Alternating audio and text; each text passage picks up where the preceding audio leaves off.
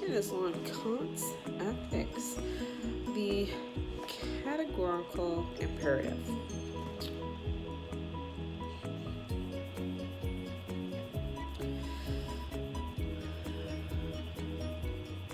Well, today, this discussion goes on intent versus actions.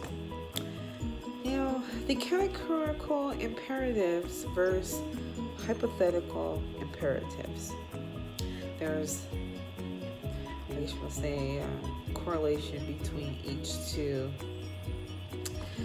Well, the term maxims, it's great saying, rule for sensible, subjective, or objective principle of action or desire.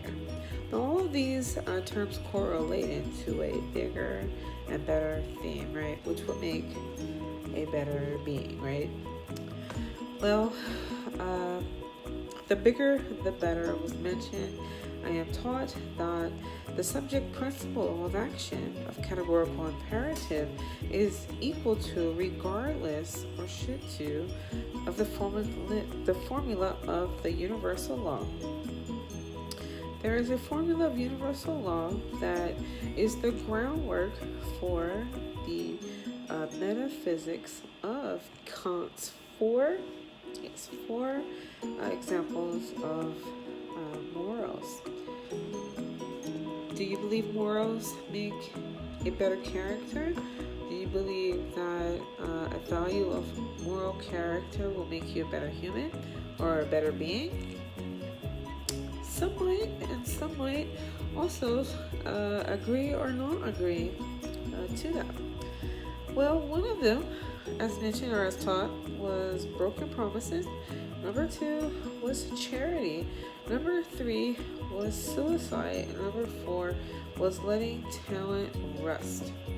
Yeah, sometimes we can't do nothing about life's little bad pleasures and deeds, and it's very saddening, right, to allow our talent to rust or decay over a certain amount of time, right?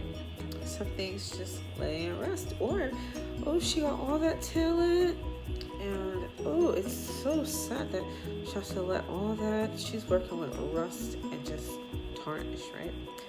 Well, anyway, these are 4 subject matters of categorical imperatives to me. There's 4. This is the important information. I hope I say this right. Let's see here. So 4 of letting the talent rust.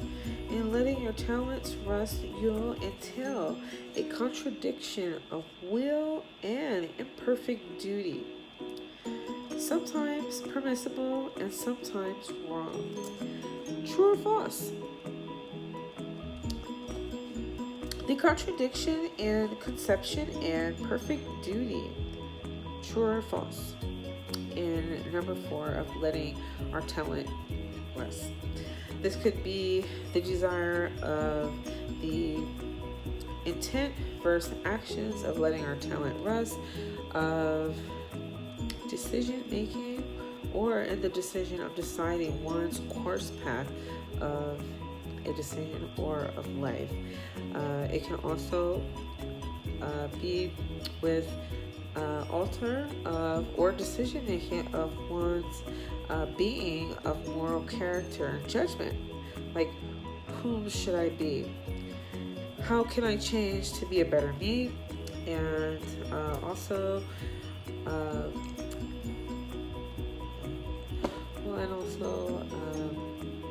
the derivative of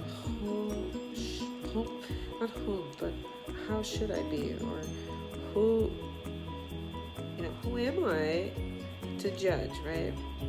Who should I be if it's who am I to judge this way? Anyway, moving on to the next categorical. There is the pros and cons of always wrong. The term supererogatory is okay, but the hypothetical imperatives also come into play. Should I do to satisfy the desire? and it's their desire of letting our talents rest, the desire of suicide, right? Which violates the four examples of our morals. Broken promises also violates, and then also the charity. With the metaphysics, I hope I'm making sense that the groundwork has been set. We have Hume versus Kant. We have Kantianism, and then we also have Hume that has also spoken on not just the comparative of derivative of categorical imperatives, but in the category of, right, we have imperfect and then mainly. The duty to give, to charity, true.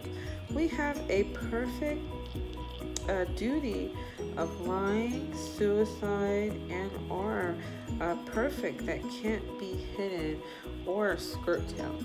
I agree with my professors on this one, or not just professors taught. I agree that it's not as easy as once said as done. Having the charity and the duty to not just fabricating, but being able to redevelop and place, I guess you'll say, that sham under our skirt tail, right? Yes, I have to address this myself, so yeah.